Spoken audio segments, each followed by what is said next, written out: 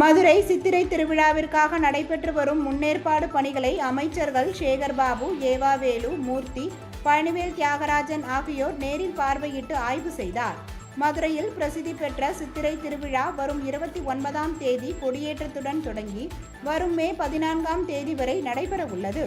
விழாவின் முதன்மையான நிகழ்ச்சியான கள்ளழகர் வைகையாற்றில் இறங்கும் நிகழ்வு மே 12ஆம் தேதி நடைபெற உள்ளது.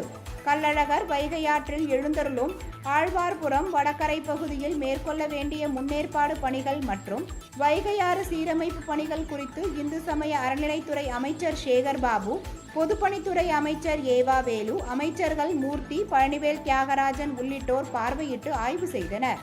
அப்பொழுது சட்டமன்ற உறுப்பினர்கள் பூமிநாதன், தளபதி, வெங்கடேசன், மாவட்ட ஆட்சியர் சங்கீதா, மதுரை மேயர் இந்திராணி, மாநகராட்சி ஆணையாளர் சித்ரா, மாநகர காவல் ஆணையாளர் லோகநாதன் மற்றும் அனைத்து துறை அதிகாரிகள் உடனிருந்தனர்.